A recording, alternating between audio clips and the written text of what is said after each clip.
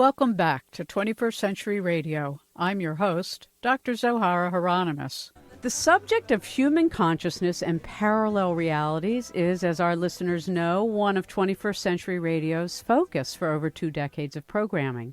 So we're going to continue along that theme this evening. We see humanity has shifting language and understanding of how this dimension we experience as life is part of something even greater. We're going to look this evening at multiverses and multidimensional being.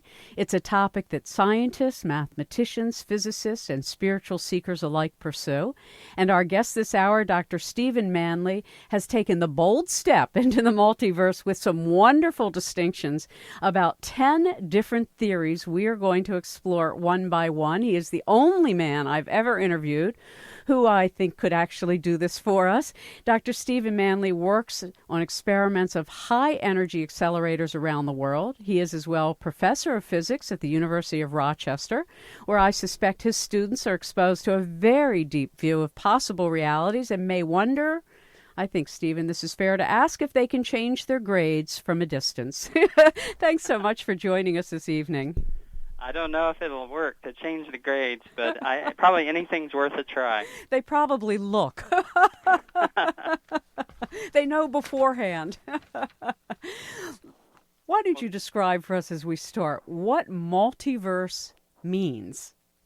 Oh, wow. So that's the place to start. In fact, I had my agent was on my case to write a book about the multiverse, and I sort of thought I knew what it was. And I kept telling him, well, I'm a particle physicist, so what do I really know about the multiverse? I know a little quantum mechanics, a little cosmology, but I'm no expert on the multiverse. And he kept saying, you should write a book about the multiverse. So finally, I said, okay, fine, I'll look into it. And so I spent a week or so looking into various ideas, and I realized that there was a need for a book that made a survey of all the different ideas. So then the next thing was to sit down and really decide what I thought about all these things. And doing the standard science geek thing, you categorize and you make a taxonomy and you try to figure out how all these things are separated and fit together. And I realized, wow, I'm not really sure what a multiverse is. In fact, what is a universe? And that turns out to be my starting point. I asked, what is a universe? And in my mind, a little bit of a bit of a science definition. I think of our universe as anything that we can directly experience in sort of a scientific way, that we can smell, see, feel, build an instrument which can directly detect, so something where we can infer scientific evidence of its existence. So we have to be causally connected to it. So that's the basic idea.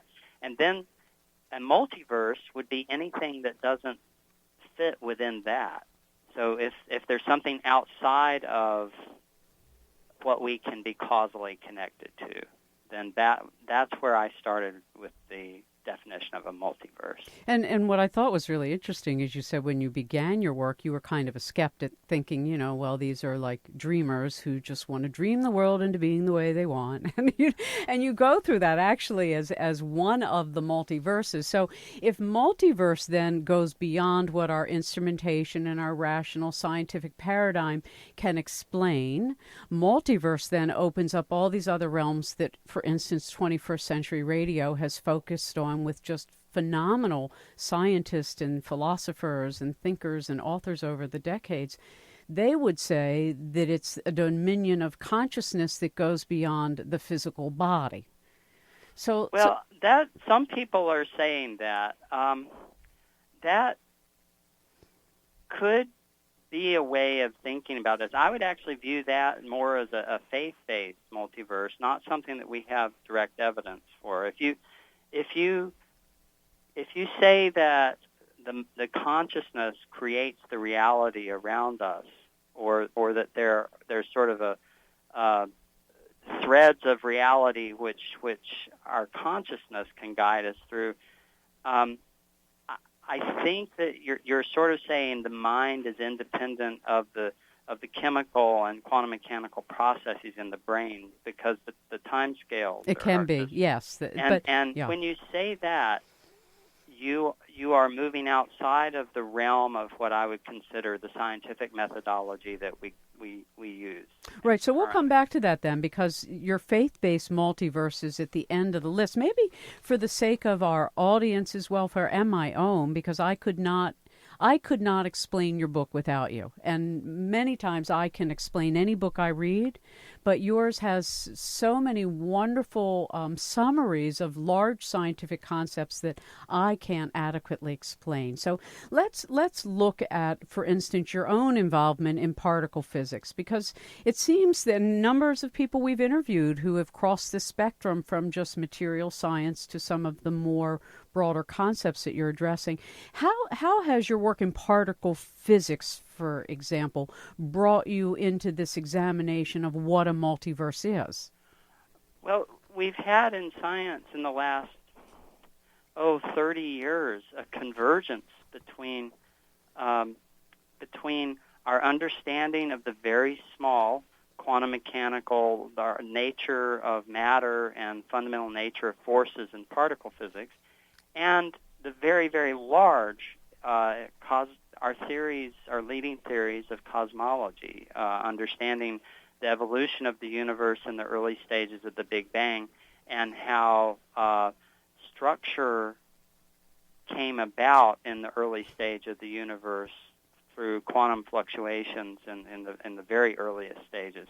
And so it's interesting that I set out to study the nature of matter and fundamental particles, thinking that by doing this with the particle accelerators, I had control over the experiments, and then I actually made a conscious decision not to go into cosmology and astronomy, thinking that one had less to control over those experiments, and in the end, I sort of see that they've converged. So I've come a full circle and realized that in order to understand processes in the sky, so how stars work, how galaxies form, and the evolution of the universe in the very early stages of the Big Bang, you really have to understand the nature of particles and forces at very, very high energy densities, because we live in this expanding universe. So if you extrapolate backwards, the galaxies and everything used to be in a much more compressed state, and it was much hotter and denser. So every time somebody says we live in an expanding universe, I think of a Woody Allen film where the kid says the universe is expanding, and so why do I have to do my homework? Basically, we won't be here anymore. His mother goes, "What's the expanding universe have to do with you?"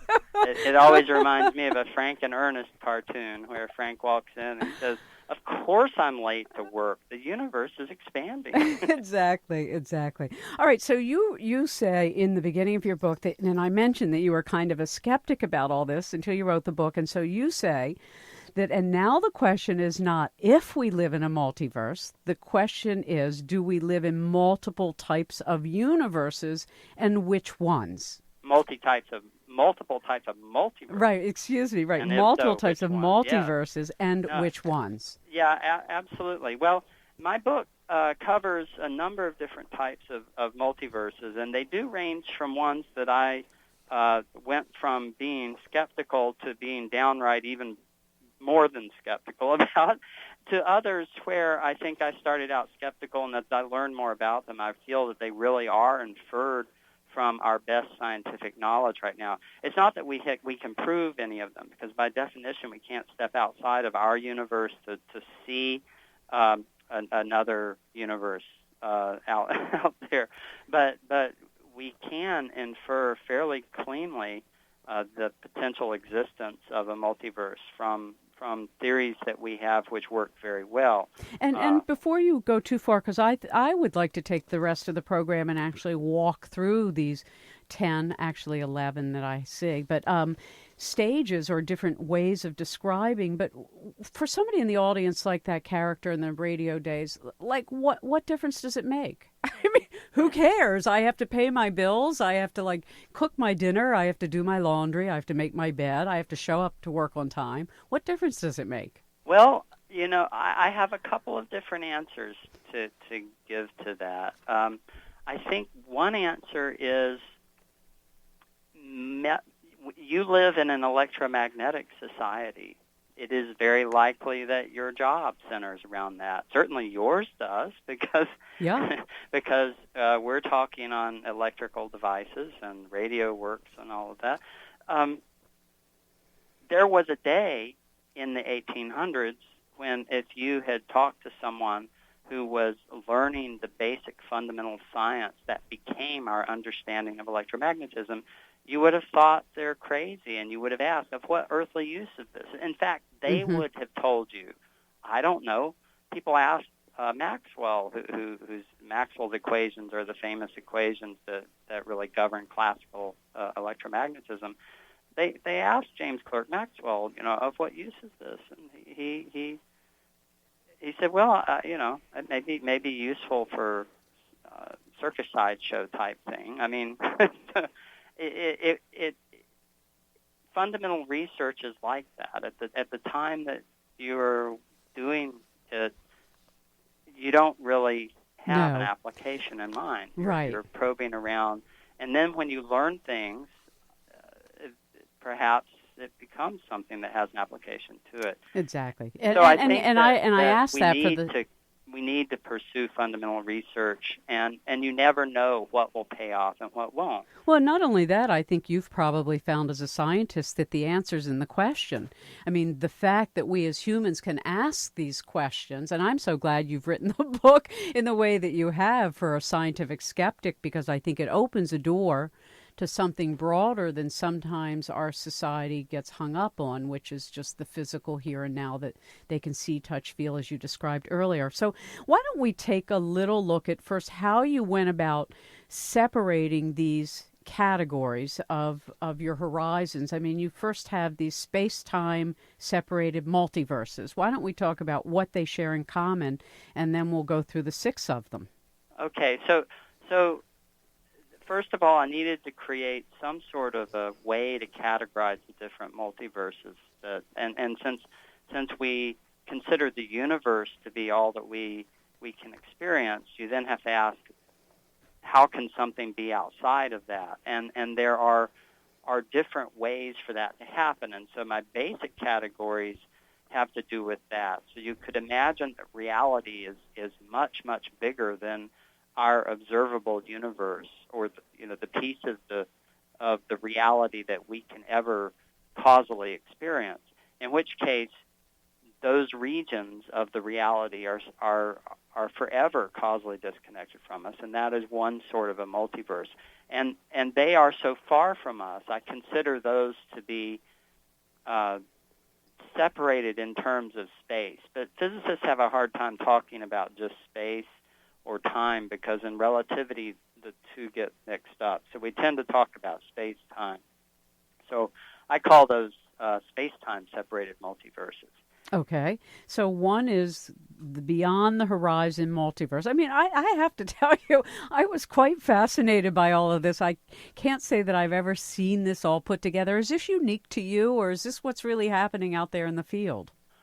Well, there are lots of people who are working on this stuff, and there's one other fella, a guy named Max Tegmark at MIT, who had attempted to look at the different scientific multiverses and ideas for multiverses and create a taxonomy. And when I looked at his, I liked it very much, and in fact I included it in my book. His is sort of a theorist's taxonomy. He has categorized his universes or multiverses in terms of increasing mathematical complexity. And it's a beautiful way to look at it, but I think it's a little bit more of something that a physicist or a mathematician would appreciate. And so I tried to create what I thought of as more of a populist taxonomy, which is I don't consider myself the quickest physicist in the room. I'm usually sort of pondering things a little more slowly than a lot of my friends do. And so for me, that's an advantage, because it means I'm sitting down trying to figure this out, and I just sort of start thinking about naively, which is, okay, if I have a multiverse, how are these universes separated? And so that's really where I started. All right, so we'll start with this one. I don't know if we're really going to be able to get through all of them tonight, but we'll start with Beyond the Horizon Multiverse Okay. as the first in the space-time separated multiverses. What is it? That one is a good one to start with because I believe that one is probably the one that is least contentious scientifically. You have to understand, if I walk into a faculty meeting in the physics department and I mention the word multiverse, you'll get a lot of snickers, and not a lot of people are going to jump on board. But I can quickly start saying aspects that are the basics that would give us the Beyond the Horizon multiverse, and most of the people in the room would agree about all of those. And so then you say, well, the Beyond the Horizon multiverse basically just follows from it, and all of a sudden the snickering will sort of stop. So what is the Beyond the Horizon multiverse? Well, that is one that comes out of our understanding of the universe as we see it today, which is we see that it is expanding, and we see that because if we look at galaxies that are outside of our little local region, we find that they're all moving away from us, and this has been known since the 1930s and is very well established. The way in which they're moving away from us is as if all of the space is expanding. So what does that really mean? It means the further the galaxy is away from us, the faster it's moving away. And the best way that I know to explain that is to say, imagine that we are a raisin in a big bunch of rising raisin dough for a raisin dough bread. If we wait a moment and the dough rises a bit, then any raisin that is in the dough will move away from us. But those that are closest to us will not move away as far as those that are far away from us. So the experimental data supports very, very much the idea that we have this expanding universe. So then people looked at it and they thought, well, if the universe is expanding, if we go backwards in time, it means the universe was small and dense and hot and must have effectively exploded out of something, although the idea of an explosion isn't quite the idea that they're saying, but you could imagine that. And that's the birth of the Big Bang theory, the hot Big Bang theory of our universe. All the way from raisin dough. I love it. All the the way Big from Bang raisin dough. theory from our kitchen. It's terrific. Maybe we'll do duck soup when we come back. Our guest, if you've just joined us, is Dr. Stephen Manley. His book, Visions of the Multiverse, Do Parallel Realities Exist? Is Our Universe One of Many? A new page 2010 release, and a link to his website and information on 21st21stcenturyradio.com. Hi, this is Roberta Grimes, author of The Fun of Dying and The Fun of Staying in Touch. You can learn much more at my website, robertagrimes.com. And if you're interested in learning a lot more, my podcasts are available for free on iTunes as Seek Reality with Roberta Grimes.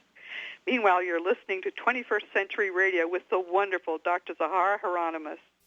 We're back and returning now to our guest. Joining us this portion of our program is Dr. Stephen Manley, M-A-N-L-Y. His book, Visions of the Multiverse, Do Parallel Realities Exist? Is Our Universe One of Many? It's a new page 2010 release. Stephen, for the sake of those of us who are not scientists, and that this can get a little heady and seem not close enough to something we can relate to, can you share with us your perspective? A lot of us have been exposed to Star Trek. We've grown up with Star Trek. Beam me up, Scotty. You know, that we can materialize and dematerialize. Teleportation is certainly something being looked at in the laboratories. Is that the kind of thing that a multiverse facilitates, if there is one? Well, there's a relation in that the beam me up, Scotty teleportation sort of thing tends to be buried in the ideas of quantum mechanics.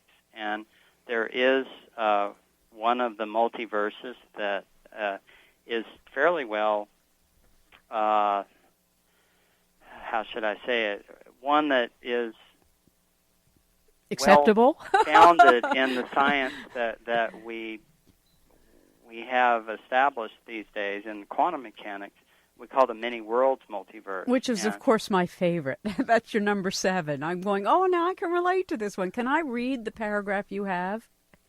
Sure. And then sure. you can explain it. Okay, folks, this is one little paragraph on page 237, Many Worlds Multiverse. Quote, in quantum mechanics, different quantum mechanical outcomes are separated in a mathematical space called Hilbert space. In the many worlds interpretation of quantum mechanics, coupled with the concept of decoherence, these different realities emerge as distinct branches of the evolving universal wave function, effectively parallel universes. Now, for the non-scientist among us, I don't know what that means. Well, in my defense now, I appreciate it. That is a summary paragraph in an appendix which was to be used for reference. Now, in order to actually explain that paragraph, you have to go back and read chapters 3 and 4 at least in the book. And so understand there's many pages that are summarized in a very terse fashion. And I'm so glad you did that at the end for those of us that are slow learners and need recaps. All right, so what does that mean, a many worlds multiverse? All right, so right now I was sort of halfway jumping off one cliff talking about cosmological multiverses when we took a break. Right. And now we're about to go off a different cliff. So I may want to come back to the other in a bit, but I'll take a stab at the quantum mechanical one. Yeah, just to make sure we say something that the audience goes, okay, now this one I get, and then we'll go back to the others. Okay, well, we can try. This one isn't the easiest one for that. Okay, so the idea in quantum mechanics is the distinction between particles and waves becomes very blurred. So most of us have this idea of what a particle is. You think of a BB, and most of us have an idea of what a wave is. I mean, you can imagine going to an ocean and everything. It turns out that we discovered in the late 1800s, early 1900s, that in fact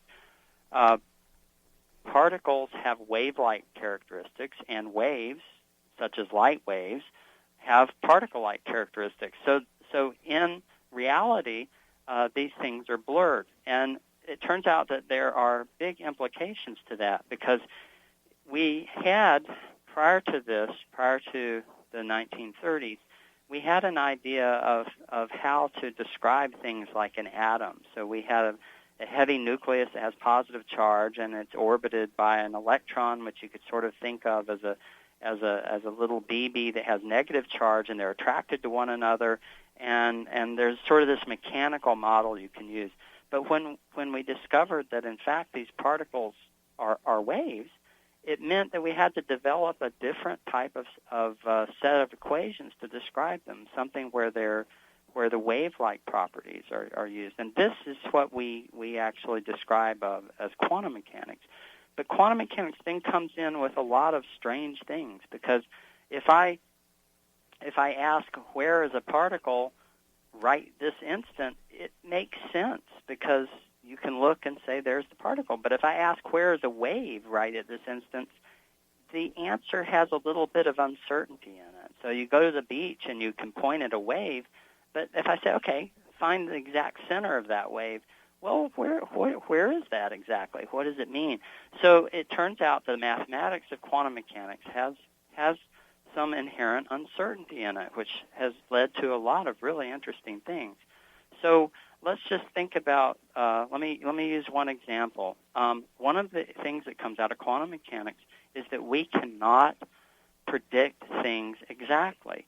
All we can do is give probabilities of what might happen. And so, isn't it also true to say from the observer effect that what we observe we affect? We change it by studying it. Yeah, so let's look at that. So let's look at an example. Let's suppose that a person walks into a hallway and they have a choice of going through 3 different doors. And all that we could calculate in a quantum mechanical sense is the probability that they might go through any one of those 3 doors. And that we can calculate very well. But we cannot tell you exactly which door this person would go to. Now, this is just an analogy. We don't really calculate people motion with quantum mechanics, but if we think of it in terms of particles or particles decaying or things like that. Yeah, so which path will the particle take? Yeah, that this kind of thing. example, but it's easier to think about people walking Sure. through doors. So a person walks into this room. There are 3 doors, and they're going to go through one of them, and all I can tell you is the probability that it'll go through. And let's just assume for simplicity that there's a third probability they'll go through each door. So even probability. They're going to pick one at random. And I can't tell you which one it is, which means if I am going to describe this in quantum mechanics, I basically, we describe the evolution of this person or this particle with something we call a wave function. That's so these are the different realities that emerge, meaning they could go through door 1 or door 2. Okay. So we describe it with a wave function, but this wave function now has to contain within it all of the possibilities. And so it has to sort of include all 3 doors until the very instant that the person opens a door, in which case this wave function transforms instantaneously into a probability of 1 that they opened up that particular door. And so we have an interpretation of quantum mechanics called the Copenhagen interpretation, where this wave function collapses instantaneously. This instantaneous collapse is caused by the observer or by the observation of the fact this person's going through the door and knowing which door it is. And so the probability distribution is no longer smeared over all 3 doors, but has to be a probability of 1 of going through that one door. The problem with this interpretation is that it involves this instantaneous collapse of something that has a finite extent and size, and that's sort of faster than light information flow in a sense, and people really don't like it. It's sort of a discontinuity somehow. So there is another way of looking at it, which also works, and this was put forth in 1957 by a fellow named Hugh Everett in his PhD thesis, of all things. And he says, let us suppose that the wave function that we're going to use to describe this problem is actually much bigger. So we have sort of this mathematical function that sort of describes the whole universe, if you will. And now, instead of this wave function, this mathematical function collapsing into describing this person going through just one door, why don't we assume that all 3 possibilities happen? That, in fact, the person comes in and opens up each of the doors in turn, and each of them then defines a thread of reality that continues to evolve in this wave function. They don't perceive each other, but they're there. And so, this interpretation works. Well, in practical terms, this would be like somebody thinking about, well, am I going to have a cake, am I going to have a donut, or am I going to have a cookie? And by thinking about all 3, they're all 3 realities that are affecting something, because they thought about all 3, and when they just decide on the donut, still the cookie and the cake are thoughts that they might be eating in a parallel world. So maybe that's why people get fat, because they're eating in parallel reality. But I know there are people in the audience going, what are you two talking about, and who cares? I mean, the subject that we look at often on our program deals with this domain. I mean, Bill Tiller, who I just love his work, used to describe it from his vantage point in quantum mechanics that matter pulls for a fit. And we used to talk about it in terms of consciousness, that where we put our intention and our attention actually affects the way things manifest in the material world. So when you talk then, Stephen, about multiverse, is this also a portion of what you're examining? Because, I mean, it is so sophisticated. It really is. Well, when I was writing the book, I had a friend who had just read a book called The Secret, and she told me it was based on quantum physics. And so, I'm familiar with that. And she wasn't the type who would be sitting down reading a quantum mechanics book. So I did have to go look at this. And when I did, I realized that there are lots of people who think about these things, and some of them do make a connection between multiverse ideas and these ideas of positive thinking affecting reality. And so I did actually include that as part of my multiverse taxonomy, and I call it a multiverse of faith because I believe that you can believe that, but I don't think we have any scientific evidence for it.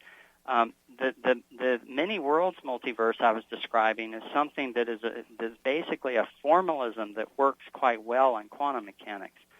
To then say that if you have a thought, it creates a reality is a very different statement. So the problem with the idea of a thought creating reality is that quantum mechanical processes are happening all the time and going and happen very fast compared to basically the processing time in the brain, where we know about the amount of time it takes for quantum mechanical processes to happen in the brain, and we know roughly chemical and electrochemical timescales in the brain, and these things are very long time compared to all that's going on around us. So I think it's hard to draw the conclusion that we have that quantum mechanics as we know it governs our reality. That said, I believe that people argue that conscious thought is independent of the electrochemical aspects of the brain. The minute you say that, you're taking a step outside of scientific methodology that we know about. I mean, what forces are you talking about? How could it possibly, what is it that works? I don't believe we know everything about the universe. And as a scientist, I'd be very excited I am excited whenever we discover new things. So I'm not saying that we'll never understand such a thing, but in our current understanding, I don't see how consciousness can be independent of the electrochemical reality, which is our brain. And yet, of course, as you even point out in your faith-based multiverses, I mean, humans and in all spectrums of our society have always had concept, if not abilities to describe states of being that are not physical and that are replicable by people in various states, whether it's alpha, beta, theta, etc. And maybe when we come back, we can take a look at some of the bigger pictures you're looking at, because you're obviously looking for the science of multiverse, whereas I'm much more involved in the experience of whatever this multidimensionality is. And maybe we can talk about that, the difference between what humans can describe in experience versus do we have the science to explain it. I guess, would that be a fair way to say that's what we're sort of looking at? That's part of the point of the book was to sort of lay out some of these different ideas and to distinguish those that are inferred from science that we know it and those which people believe in, but they're not inferred directly from the science that we have. Mm-hmm. It's a most unusual book, and truthfully, there are very few books I read that I think that I need the author to explain it to me. You have so many far-looking, let's put that way, outside the box, but from a mainframe of science, it's extremely unusual. So I thank you for taking the time to be with us. This is 21st Century Radio, and I'm Dr. Zohara Hieronimus. We'll be back after this. Hello, my name is Judy Tallwing. I'm an Apache elder and a medicine woman, and I do medicine paintings. I'd like to encourage everybody to please go to the American Visionary Art Museum at On Key Highway, because it's a great light in the city of Baltimore, and you're listening to another great light in Baltimore, 21st Century Radio with Dr. Zohara Hieronimus. Thank you. We are back on 21st Century Radio. I'm your host, Zoe Hieronimus. We return now to our guest. So, Stephen, You are just a wonderful gentleman, and you are very patient. I don't know how I would do as a student in your class because I'd be asking too many questions. But if you were to tell me as an interviewer, what are the big questions you're asking? Because I can tell you, folks, we have now touched on 2 of the 11. You've not heard about the fecund multiverse, the oscillating Big Bang multiverse, the ekpyrotic multiverse, the cyclic patch multiverse, the mubble multiverse, the mathematical multiverse, the concepts are enormous. So what are the big questions you're asking? Well, to me, I was wondering a little bit what the hype was about, and so I think, to me, the real excitement is that we have many different ideas. Some of the ideas are not new at all. People have believed in heaven or hell for a long time, different planes of existence, this type of thing. That's not really so new, and it's probably new to call it a potential multiverse, and that maybe is a step off a cliff that I took just because of the way I defined universe. I found those ideas actually fit the multiverse definition. What to me is really exciting is that many of the ideas that I talk about in the multiverse are actually, in the book, are actually inferred from leading scientific theories, legitimate scientific theories that we have out there. Quantum mechanics works. It is well supported scientifically. One interpretation of quantum mechanics is this many worlds idea, and it's a reasonable interpretation. The implication is amazing. It doesn't mean that we can step outside of our thread of reality in the great wave function and see these other multiverse and these other universe or these other threads. By construction, you really can't do that. But it is a legitimate idea. In cosmology, in our different theories of the evolution and origin of the universe, there are many of them where a multiple universe reality basically just follows. And it's very exciting because cosmology has gone from a science that was sort of on the scale of different types of science. It was sort of guesswork to one which now they do fairly precision measurements, and they are trying to distinguish between detailed models of different sorts. And within these, the favored model is one. We call it the inflationary hot Big Bang model, and in this model, the greater and you're not speaking about. Vastly, you're not speaking about. When I read that, I'm going, yeah, it sounds like Congress to me. The inflationary cycle. What is it called again? The inflationary hot Big Bang model. There you go. That's our Congress. Yeah. It works pretty well. So I mean, Big Bang basically meaning we know we live in this expanding universe, so we go back in time. But if you do that, things get very hot, so we call it the hot Big Bang, and we can derive a lot of. We know a lot about things at high energies and high energy densities, so we can infer what the world would have been like at that time, or the universe at that time. And we can then go and look for evidence that existed, and we see very good evidence for it, one of which is called the cosmic microwave background, which is basically light that comes to us from all directions, and in the hot Big Bang model, we expect to see it. And I think maybe it's not worth our time for me to tell you where it comes from and why we believe in it, but it's a solid prediction of the model, and it's seen experimentally. So this stuff really is fairly well supported. Inflation is an idea that the universe started out very, very small and then expanded enormously fast, much faster than the speed of light, and created a reality that's vastly larger than our observable universe. And it may sound like a wacky idea, but it turns out to fit in very nicely with the Big Bang. It sort of fixes some of the problems in the Big Bang, and it is actually, strangely enough, something that is potentially plausible given quantum field theory, the theories that we have in particle physics that work very well. So this is sort of the paradigm. This is the leading thing. It's called the inflationary hot Big Bang model. But within this model, the reality that we are in is vastly larger than our observable universe. So it turns out that a couple of these multiverse ideas basically just follow from that. And that, to me, is very exciting, that some of these ideas really are inferred from science.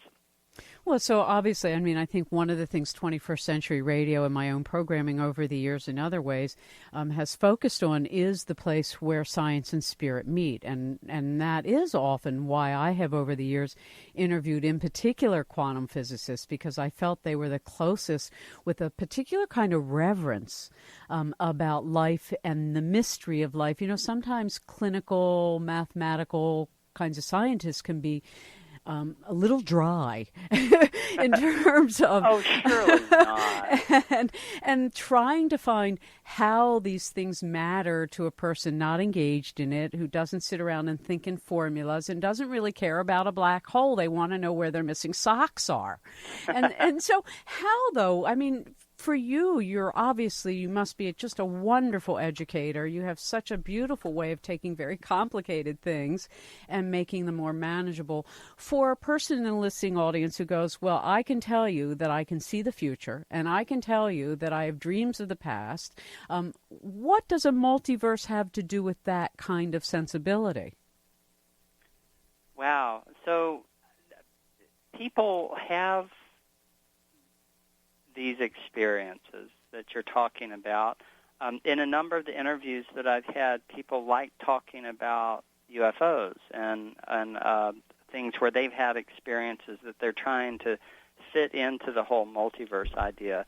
And I don't have a good answer for any of that. I mean, when it comes to UFOs, if one lands outside in the quad outside my office right now, my reaction is, one, probably scared and I run, but truthfully, I would look at it and I would be very excited because I would want to know what they know that we don't, that I can learn about. You know, that would really excite me.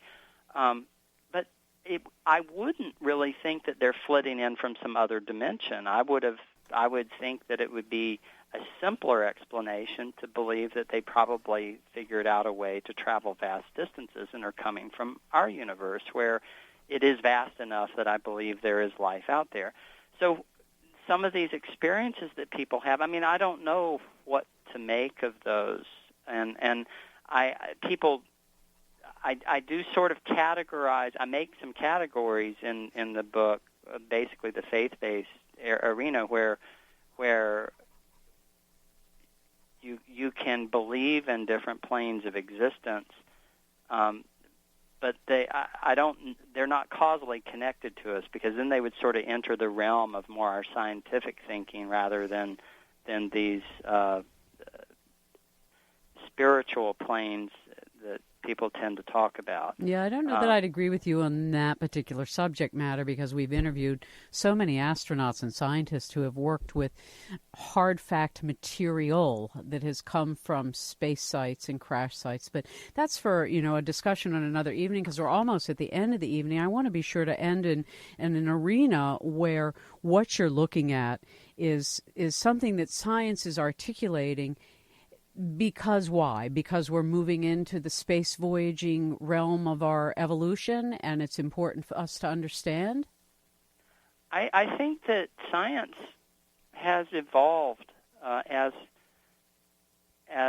our understanding of the universe has evolved and as our instrumentation has evolved. Mm-hmm. And I think that we talked a while ago about why is this important to people, and why do we care?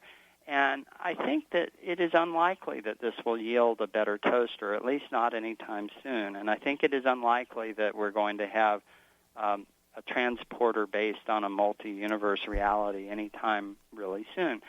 But we have always had great advances in our scientific understanding of the universe when we have managed to move away from the human bias. Mm-hmm. So, for example, the Copernican revolution, where we basically moved from an Earth-centered universe to a sun-centered universe.